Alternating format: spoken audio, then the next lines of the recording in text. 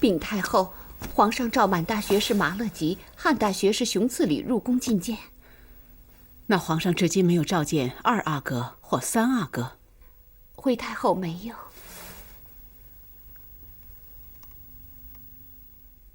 乐乐把地位推掉，看来他是要立节书了。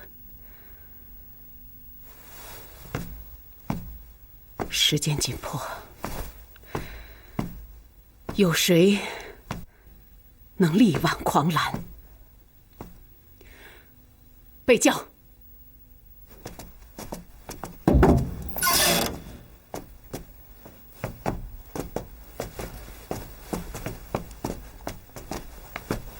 臣叩见皇上。替朕拟一份罪己诏，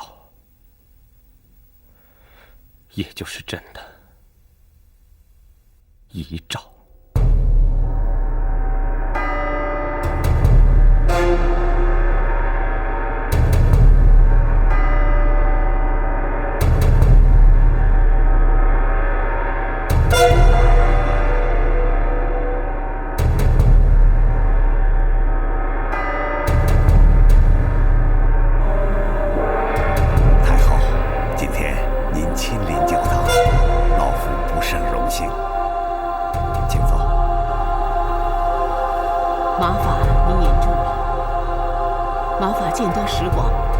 心悦诚服，怪不得我大清国的皇上都称您是爷爷，更赐您御前免贵。在朝中大臣当中，只有您一个。尊重老人是中国的优良传统，也是皇上的高尚品德。臣的见识，相比太后实在微不足道。在讲学时，您曾讲过行星围着太阳转的那些道理。其实这些洋学问我虽然不懂，但是让我感慨良多。在中国，皇帝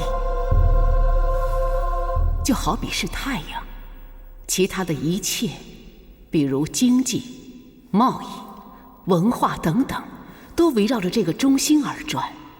如果我们今天换了一个太阳，所有的一切都会改变。太后，您今天来有什么特别的意思？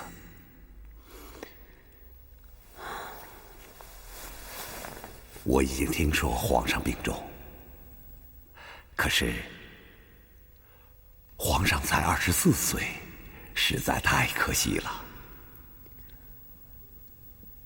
马法，我们朝中有些大臣早就对汉化不满，如果继位的新君出自于他们当中，那恐怕这里的洋宗教、洋文化，还有在我大清国生活的洋人的命运，都会有所改变。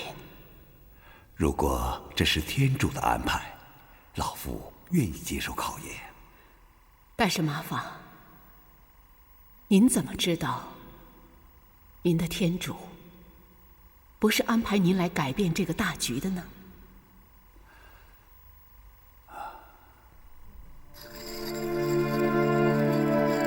皇属朝政，以致国治未真，民生未遂，是朕之罪欺也；忠奸不明，除恶不尽，未能整顿吏治，是朕之罪八也；内宠越制，未克秦理政事，是朕之罪九也；永为西夏，未能事母，反上秦，圣母哀痛，是朕之罪十也。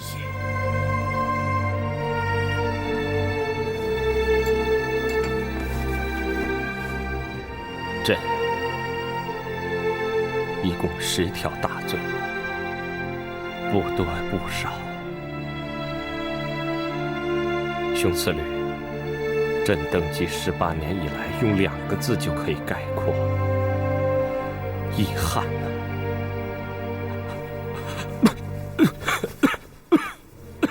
皇上不必苛责自己。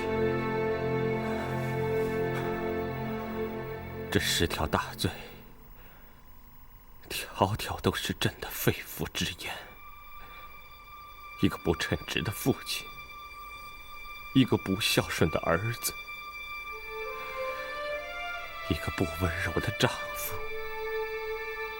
一个不尽责的父亲。修身齐家治国平天下，朕一样都没有做到。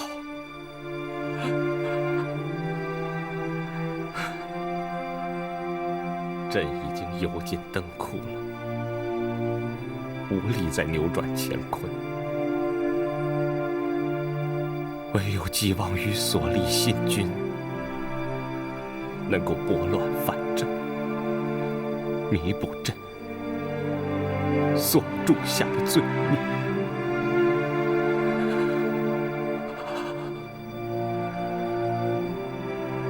马勒吉雄次旅，臣在。替朕立诏传位。主啊，我不认识你，你对我来说是一个陌生的神奇。可是在我大清国危难之际，我只盼诸神佛都能站到我这边来。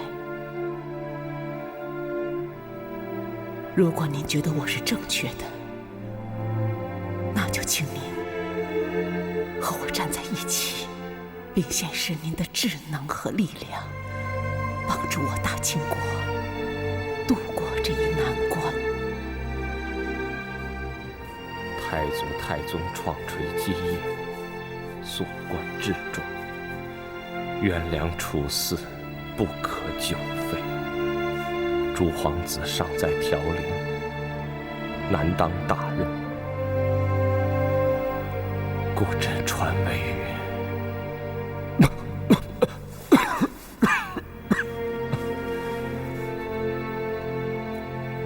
康亲王结束。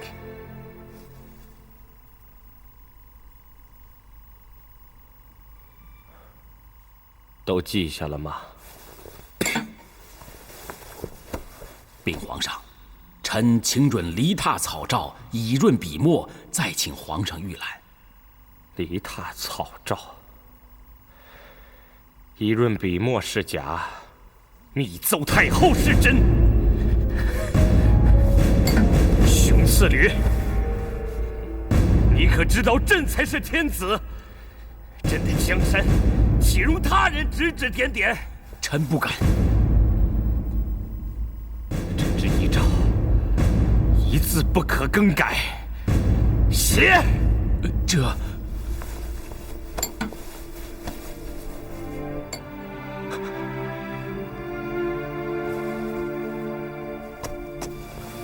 禀皇上，钦天监监正汤若望汤大人求见。传。这。叩见皇上。汤麻烦不必多礼。谢皇上。马大人，熊大人，朕患重病，这些日子未能向马法讨教，心中真是若有所失啊。皇上，您好学之心殷切，实在是大清之福啊。学虽无涯，然无声有涯。恐怕朕日后再也无缘聆听马法教诲了。臣有要事，想单独向皇上禀报。你们俩到门外候旨。这。赐座。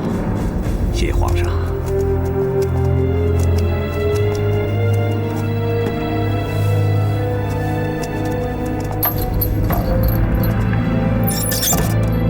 汤麻法，什么事？请准臣为皇上祈祷。用不着再祈求上天赐朕福寿安康了。朕不怕死，也不留恋人世。朕的爱妃在九泉下等候已久，朕只想与她去相会。所罗门王临终的时候，命人在他的棺柩左右各开一个洞，然后把他的双手伸出来，手心向上。这表明他来到这个世上时没有带任何东西，离去时也没有带走任何东西。中国有句老话，叫做生不带来，死不带去，说的也是这个意思。看来中西文化共通之处甚多。皇上能以无法害子族，却可媲美所罗门王。可是马法有话不妨直说。所罗门王是智能王，他死后没给后人留下任何的安题呀。难道朕留下什么了吗？是啊，老夫有一件事想请教皇上。请马法直说。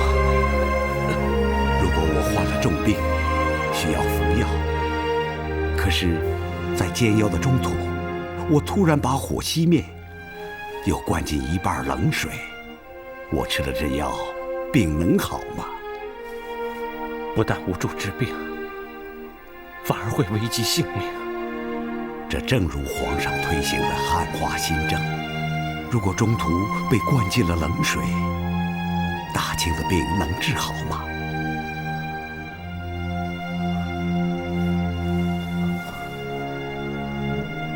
马法显然是有备而来，愿听马法高见。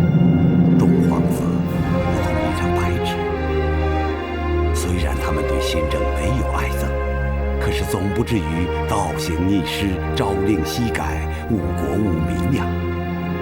马法所说，朕何曾没有想过？只是诸皇子皆难成大器，要朕传位于皇子，除非四阿哥荣亲王死而复生。荣亲王死后，皇上立他为太子，在皇上心中，从兄弟只是权宜之计，没有办法的办法，没有选择的选择呀。马法也许说得对，可是朕还能选谁呢？有一个阿哥，何尝不是死而复生呢？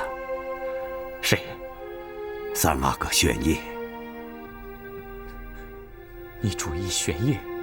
是上天主义玄烨。斗争是大清国的天敌，连皇上也躲不过去。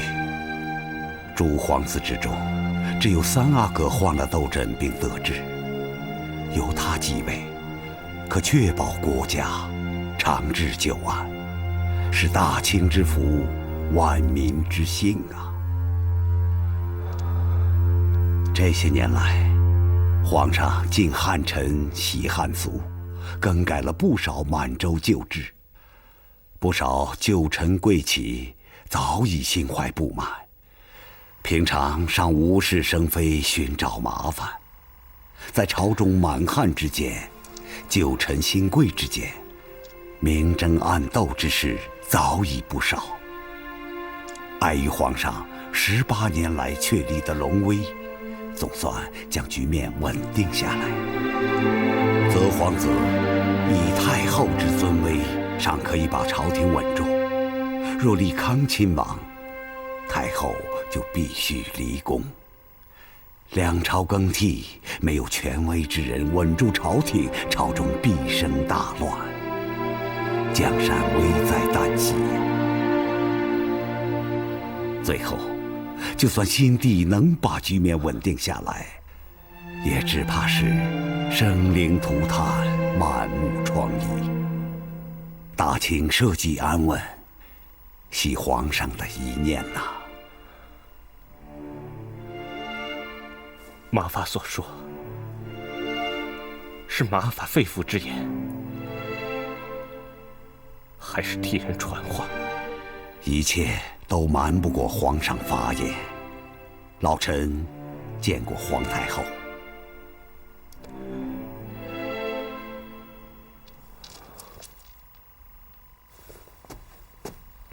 三哥哥，你停一下好吗？哎，三阿哥，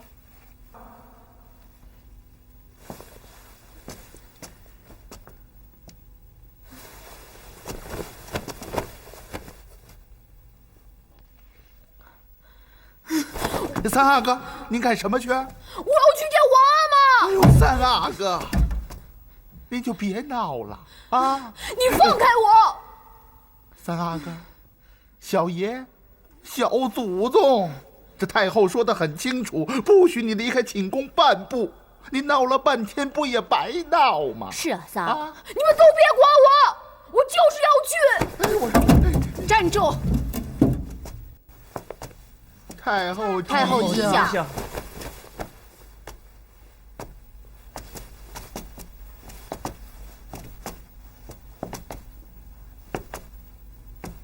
走啊！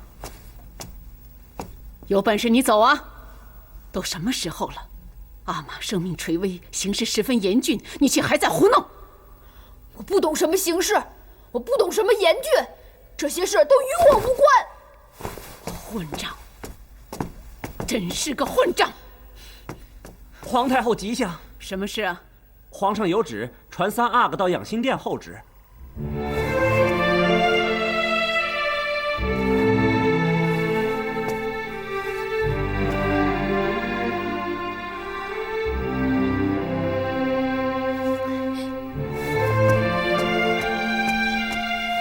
等一下，思珍。三阿哥，皇上会跟你说说话，没准会问你点什么。皇上他已经……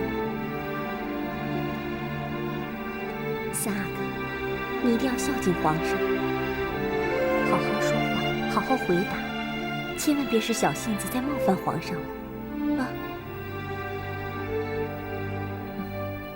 好孩子，去吧。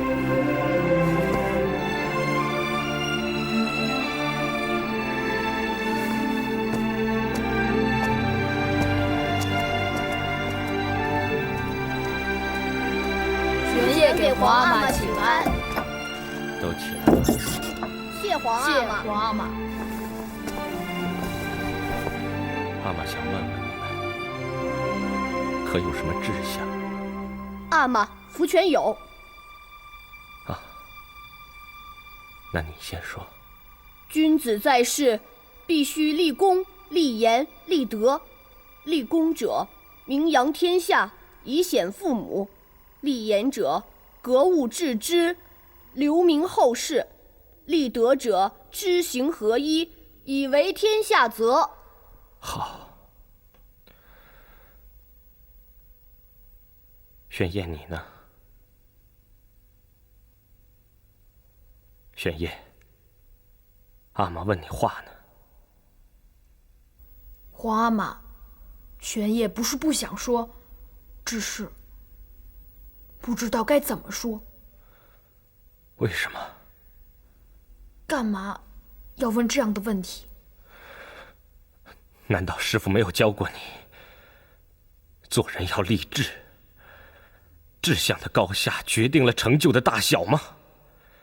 这是圣贤之道。玄烨却不以为然。你连圣贤之道都不放在眼里。那好，朕倒想听听你的高见。玄烨读太史公书，项羽学兵法，有之于天下，最后自刎乌江。刘邦于四县寄情于声、色、权、马，后权一统天下。若立志真能如此神乎？项羽何以沦落如此？刘邦又何以衣锦还乡？所以玄烨认为，志向跟成就根本无关，只要尽本分，尽量做好便是。这可不是从书本上学来的，是他自己的领受，更加难能可贵呀。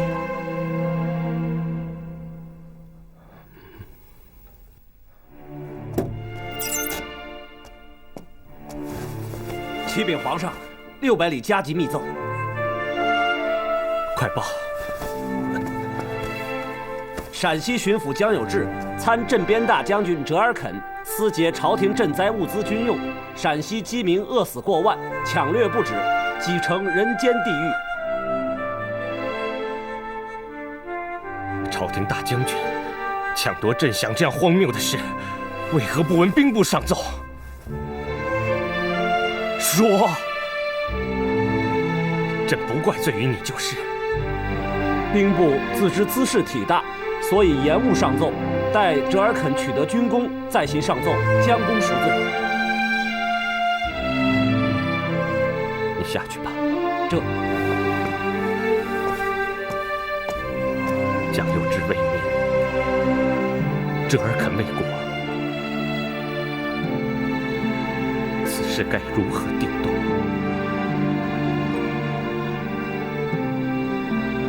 玄烨、傅全，此事交给你们俩，该当如何定断？阿玛容夫权再想想。江有志为民有功，该赏；折尔肯为国有功，也该赏。荒谬！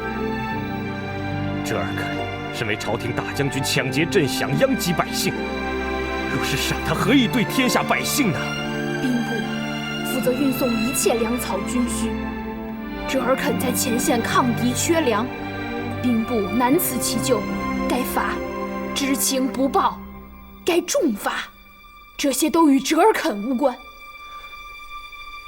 那难道缺粮就该抢了？不该为而为之，该罚；可不能为而为之，该恕。折尔肯不是不该抢，而是不能不抢，否则前线缺粮，丧兵何止过万？再说是赈灾失力孰大，还是守土失力孰大？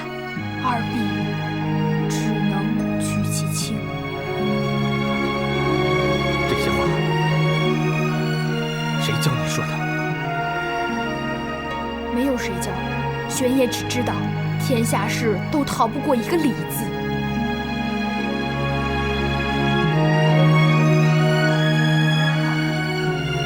好，吴良辅，奴才在。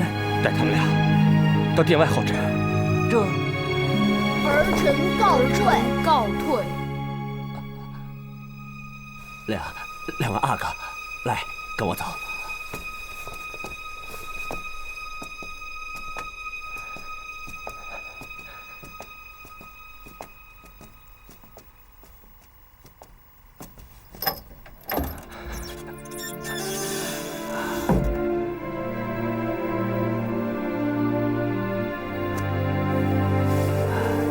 干将莫言，贵其立断。三阿哥赏罚分明，不拘小节，条理清晰，绝不含糊，是为明君也。朕确实看走了眼了。三阿哥的确聪慧无比，他虽然平时不理政事，但是却能在瞬间对国事做出英明的决断，确实具备了难得的民主天资啊！只是天下之本在国，国之本在家，家之本在身。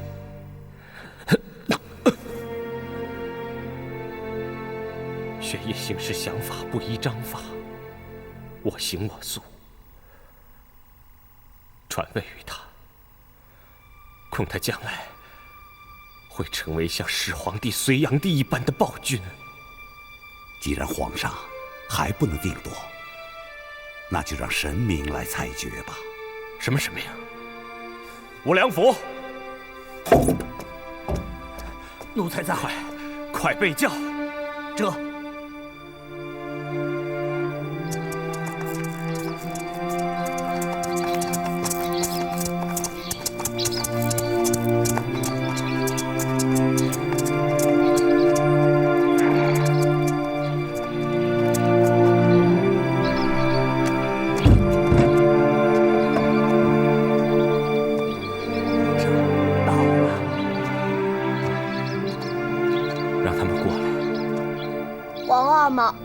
皇上，听说这里有不少猛兽出现，会不会有问题呀？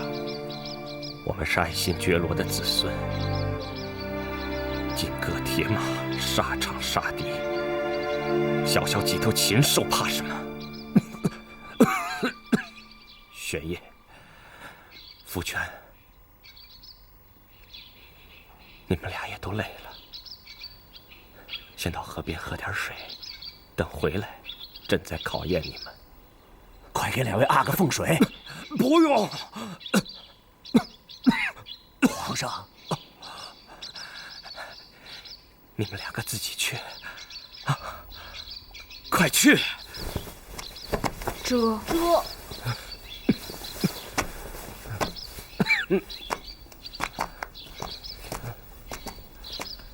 皇阿玛。不要再考验了。如果您是在挑选继位人选的话，那就让2哥做吧。儿臣累了，想休息了。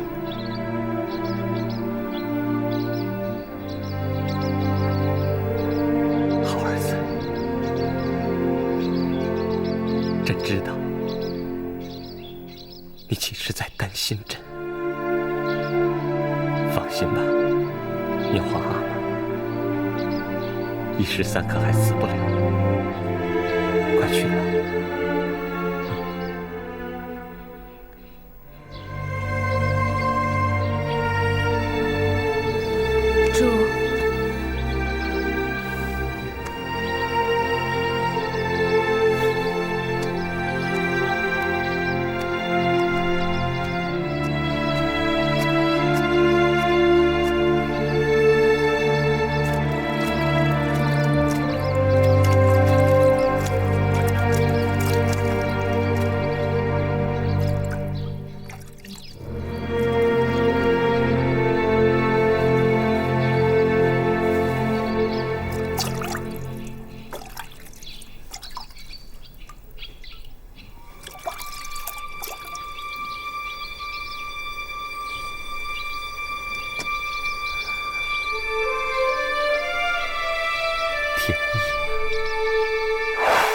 圣经里有这样一段故事：米甸要去攻打一个叫基甸的地方，他挑选了32000人，可是人太多了，他只需要1队坚兵。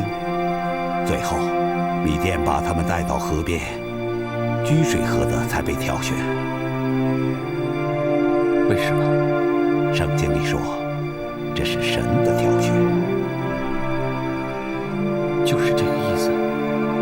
从行军部署来说，弯着腰喝水，看不到前面，只有蹲着用双手居水喝的，才能随时保持对四周的警惕。你说的对，现今东有台湾，南有三藩，西有蒙古，北有俄罗斯，都对大清虎视眈眈。警惕对于大清皇帝来说，确实是太重要了。可是也许这只是一种习惯，并不一定说明是有警惕啊。两位阿哥孰强孰弱，皇上心中已有定夺，只不过在犹豫而已。如果他们当中果真有人这样巧合的去喝水，那就是你们所说的天意。皇上既然不能定夺，就交给上天去决定吧。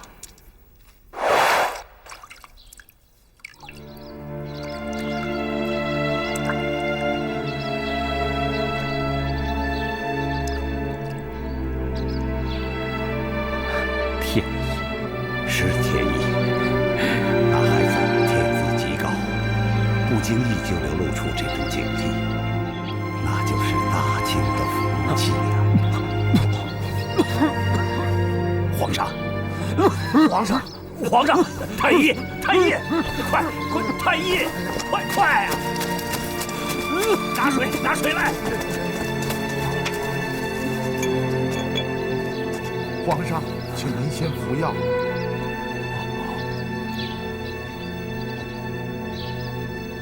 臣恳请皇上移驾回宫，这里风太大了。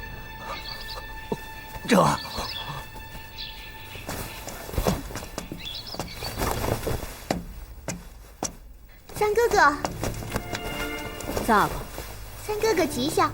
都起来吧。哎，三哥哥，皇上召你，是不是要立你为皇帝呀？皇阿玛还在，立什么皇帝？那叫你去干嘛？三阿哥吉祥。什么事？皇上有旨，着诸位阿哥和大臣们到养心殿外候旨。难道皇上已在弥留之间？你先下去吧。三哥哥，那怎么办啊？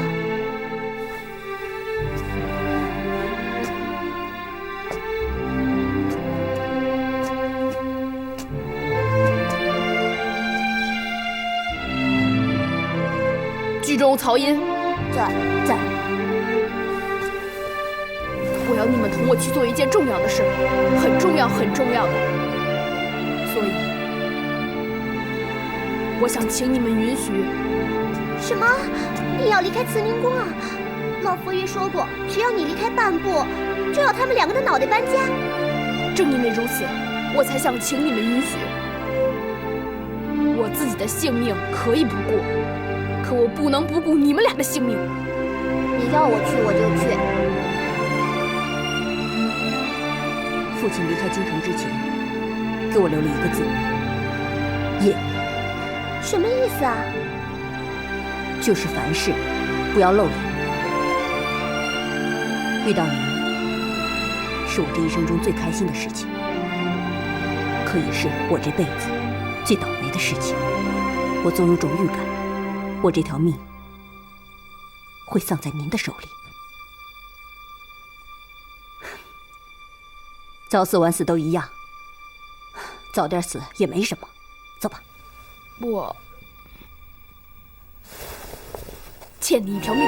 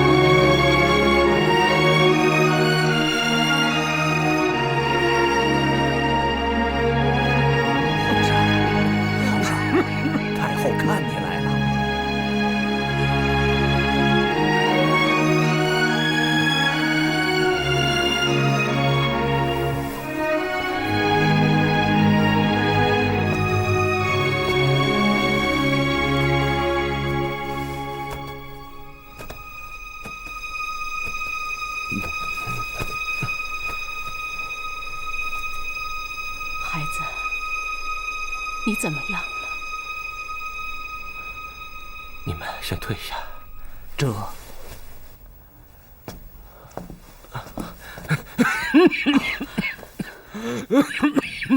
别着急，别着急，慢慢说，慢慢说。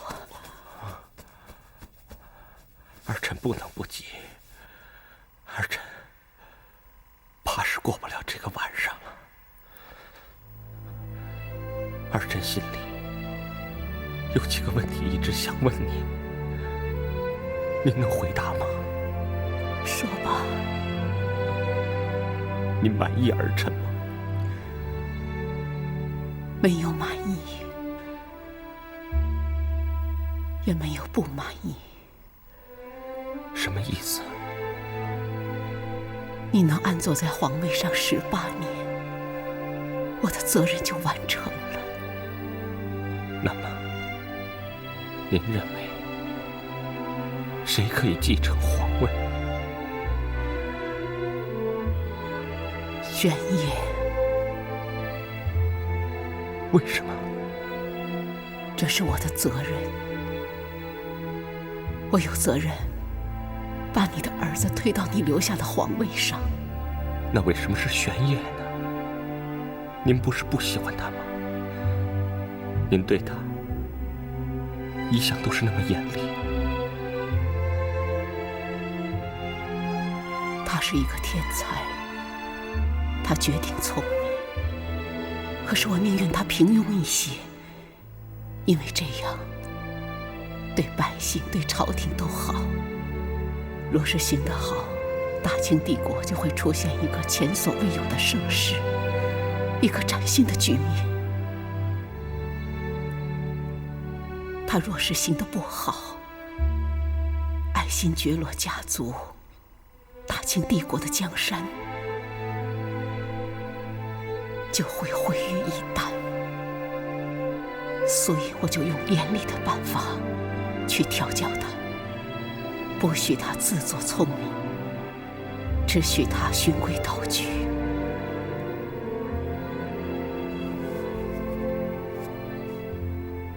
我对他严厉的调教，是因为我对另外一个皇帝的调教失败了。我没有调教好他的阿玛，为了大清帝国的江山，为了爱新觉罗的地痛，我必须孤注一掷，不允许再次失败。可是玄烨那么叛逆，让他当皇帝真的就好吗？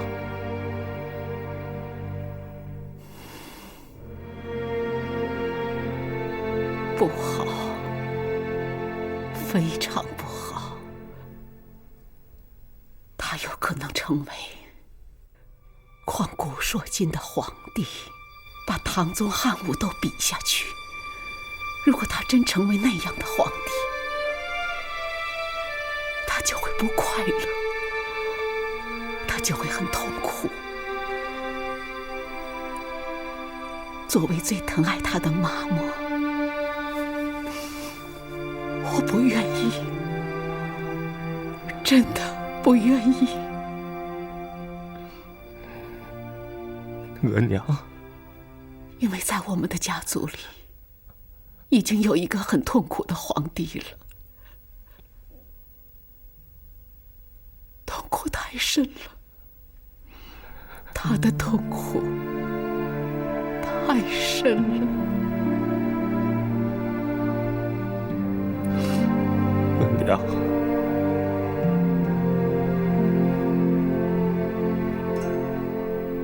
您快乐吗？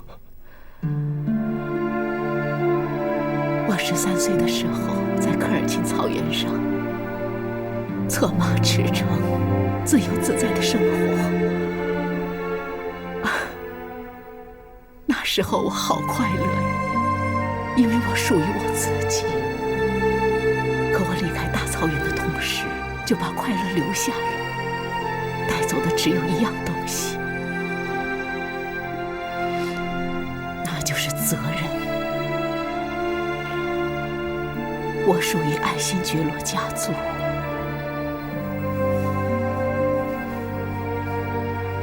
我是皇太极的福晋，大清国的皇太后。在我的一生里，只有所赋予的责任、快乐。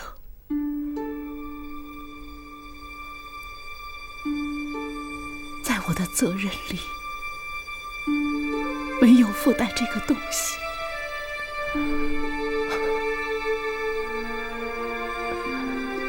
为什么？为什么人总要到离世之前才能把事情看清楚？为什么？额娘，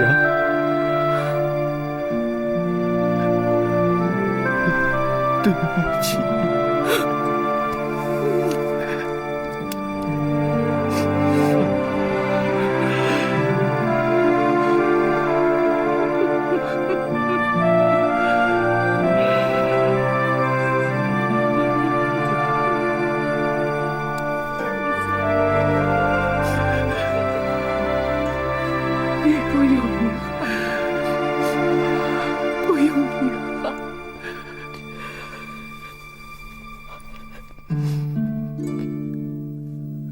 去你该去的地方吧，额娘只要你快乐，额娘什么都愿意。尽管失去儿子很痛苦，只要你快乐，额娘什么都能忍受。让所有的苦，所有的痛，由额娘承担吧。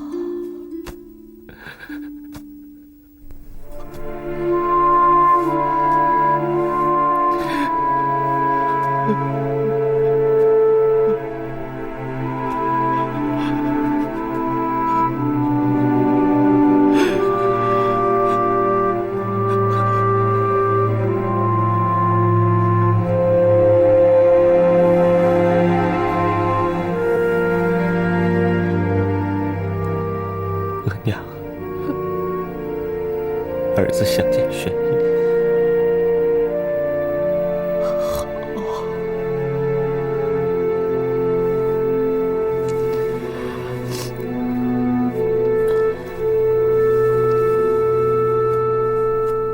额娘。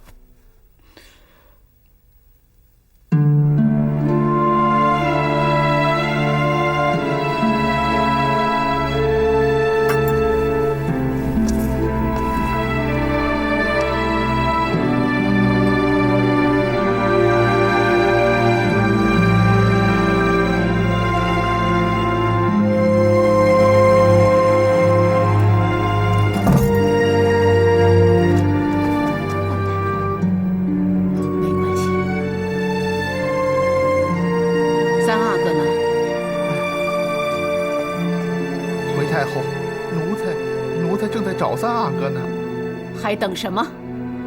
不管用什么办法，就是把皇宫找遍，也要把他找来。这……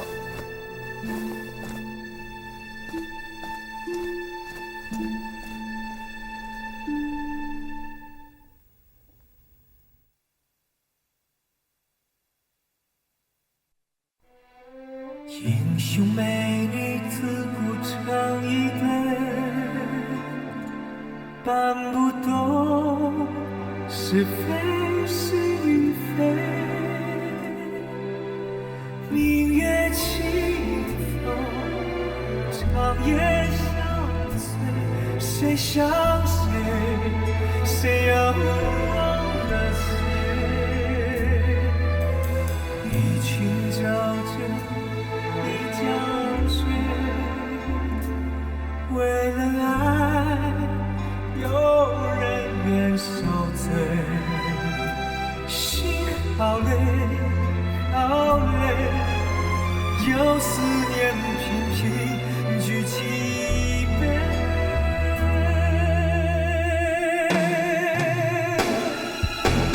寒光中艳玫瑰，醒了心有水，闻一口气想到尾，永不后悔。爱一个人，全身崩溃，眼泪太可贵，明知道心要碎，也不后退。